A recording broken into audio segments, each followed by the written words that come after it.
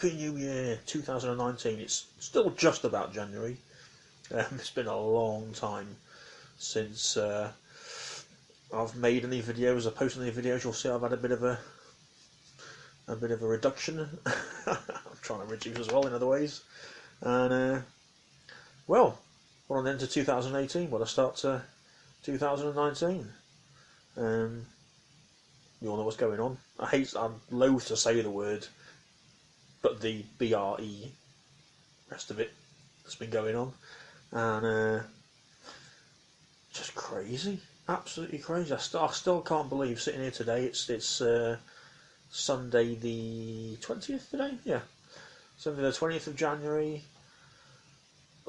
May's coming back to Parliament tomorrow with her Plan B after having her arse handed to her. I don't know. Do Maybots, do robots have arses? I don't know. Her sump, her sump handed to her.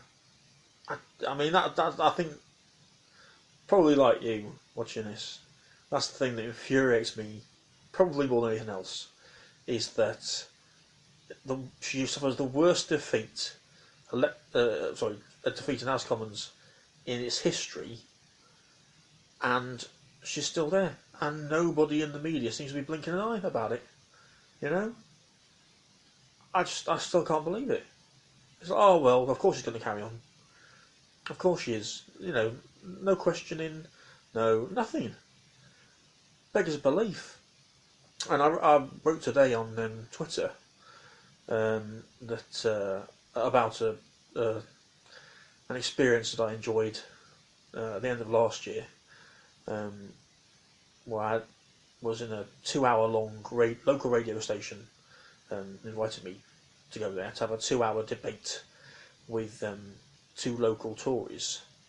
So it was me, another Labour Party member, a Plaid Cymru councillor, a ex-Tory mayor locally, and another Tory member, basically, voters. And I thought that I'd be sitting there for 2 hours defending attacks against Corbyn and all that sort of stuff from the Tories. Not a bit of it. It was 2 hours of these Tories slagging off May. They absolutely hate their leader. I mean visceral hatred. They loathe her. A, because of what she's done with the DUP.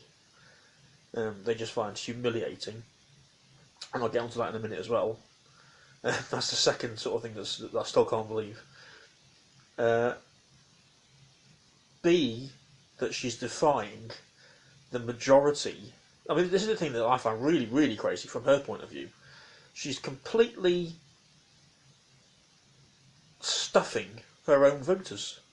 The majority of her voters want Brexit, and they want a WTO Brexit. They don't want all this trade deal stuff. You know, she's on a completely different page. All of the Tory MPs in the House of Commons who are trying to rule out a no-deal crash out, which is WTO rules, basically, trade rules, they're against what the core base want. So their own voters are absolutely livid with them, with May, and the Remainers within the Tory party who are trying to constantly deliver a soft Brexit. Won't say the word people's vote as much as you'll hear the Remainers in the Labour Party talk about it, but you know, they won't say it, but they're perfectly happy to have one because they want to stay in, or something as close as that, to that to stay in. So I found that fascinating, and especially since what's happened now, after the vote and everything. So she's got 100 of her own MPs against her on it. She's got her core voters against her, and I'd probably say the majority of her voters against her. But of course, all you hear in the media is that, oh, Corbyn and Labour, they want a general election, pie in the sky, was it unicorn, all this sort of crap, unicorn stuff, wasn't it? The people that really need a general election are May and the Tories. Because if May and the Tories carry on down this road, If she carries on down this road, because she's totally inflexible, it looks like she's going to just bring back the same plan tomorrow that was voted down, basically. Rather than trying to persuade and reach out. Come on. Reach out to other MPs that you think will support her cross-party.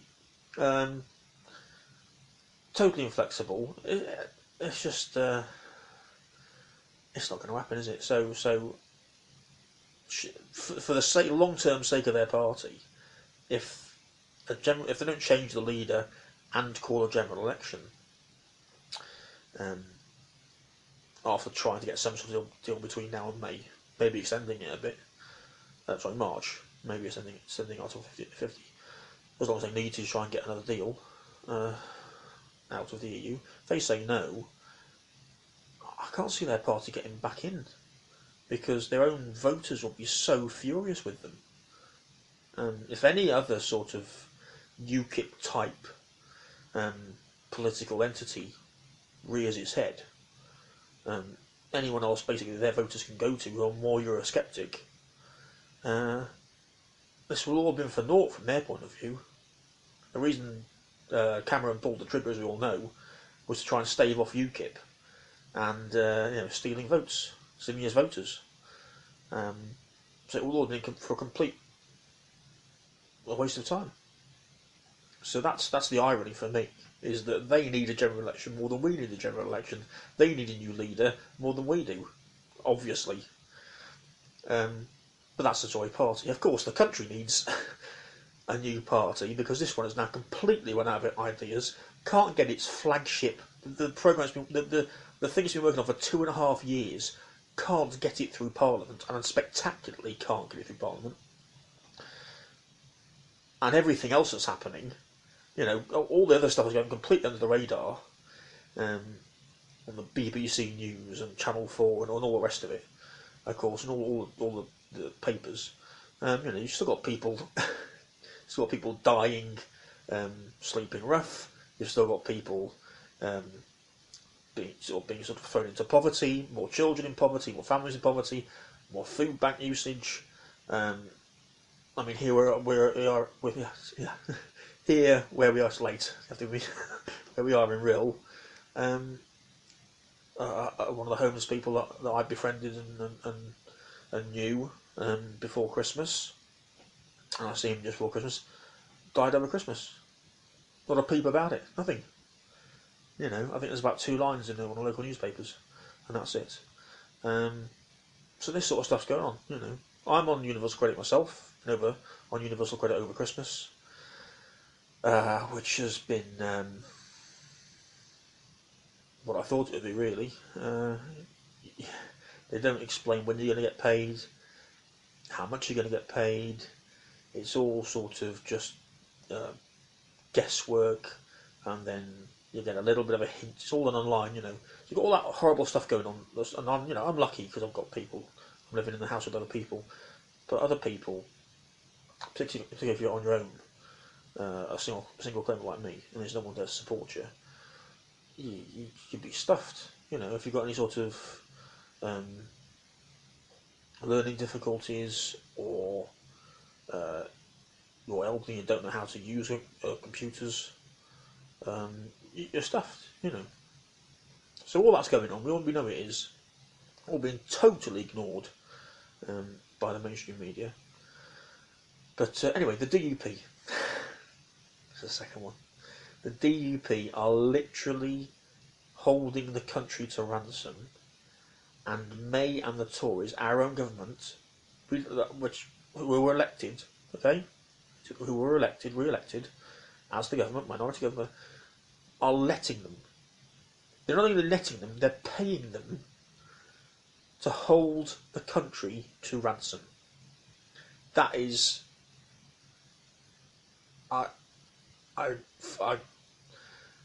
that's even more than her not going, and them still clinging on, and the media covering for them.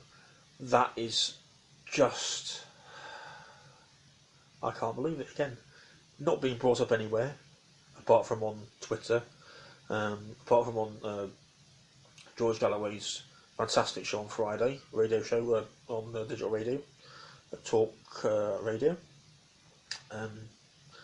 7 o'clock to 10 o'clock on Fridays. It's just I can't. I don't really know what to say, to be honest with you. I'm trying not to swear, and I'm sure you feel the same. You know, and I heard on his radio show on Friday, because he was talking to Ian Paisley Jr. for a while over in Belfast, and then a gentleman, I can't remember his name is, who I think he writes a blog about politics over there and in Belfast at the moment. And he said, of course, the deal with the DUP that May's done, not only is it £1 billion, or supposed to be £1 billion for Belfast and everything, which is fine, you know. Again, while the rest of them getting it, magic money tree. All of a sudden, when she needs £1 billion, she finds it at the time, you know, 2 years ago, or maybe 2 years ago. But universal credit, which is being rolled out all over the country, of course, and this is something else you're not really told about. Whereas the one place in the country it's not being rolled out until 2020, Belfast, because of the DUP. I mean, it's just beggars, blows my mind that she can get away with this. These Tory scum can get away with this, and nobody. Well, not only does nobody complain about it in the media, or bring it up, or demand answers. We're not even informed about it. We're not even told about it. You have to go digging for this stuff. So, it's not just the DUP in the government. It's the majority of the mainstream media, I'm afraid, are just apologists. They're Tory apologists. They're DUP Tory apologists. They turn a blind eye, or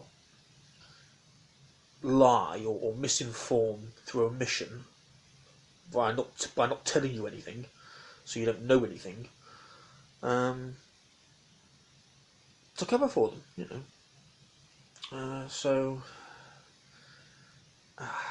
Anger. Partly why I've refrained from making videos recently, because I'm just so cross. But it's also been a tough Christmas, New Year, trying to get it all done and dusted for lots of us, and then trying to find the time to do any of this is if you're politically active, it's difficult. If you're trying to make ends meet, it's hard to find the time to do it, you know. But you do it because you have to. You have to. You have no choice. And of course, all the crap today or recently has been about from the Mail and Progress and all that within the Labour Party. There's been sort of peddling this crap about vast amounts of Corbynistas leaving the party because they're disgusted, or cancelling the membership because they're disgusted with Corbyn, because Corbyn won't call for a people's vote right now. Of course, that turns out to be total crap. Pardon my French. Sorry, misinformation. Total misinformation.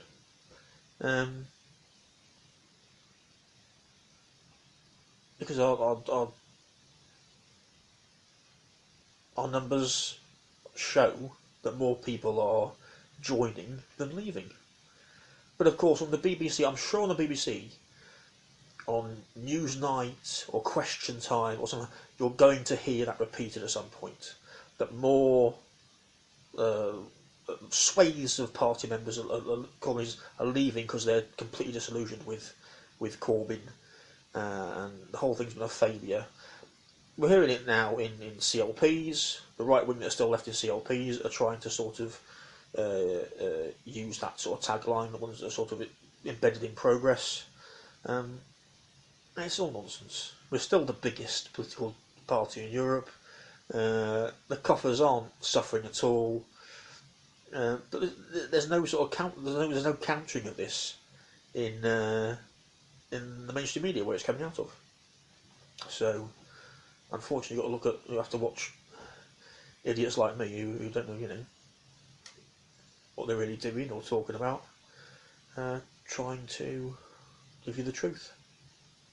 So, yeah, I think that's all I want to rant about at the minute. But it's hurtling towards the end of January already. It's going quickly, going a bit too quickly for me. Yeah, we're trying to wait for better weather to hit the streets as usual and get all this out there. If there is a general election, if there is, in the next 2 or 3 months, we're going to have to be out and doing what we do there, as we did in 2017, which I enjoy, and we all enjoy. But yeah, I won't say Labour haven't got their own problems at the minute, because they have, because of course Jeremy's going to have to come down on one side or the other, and he's going to have, which means some people are going to get pissed off. Although I have to say, this division that's being talked about between the Remainers in the Labour Party and the Lexiteers, such as myself, but my majority of my comrades are Remainers.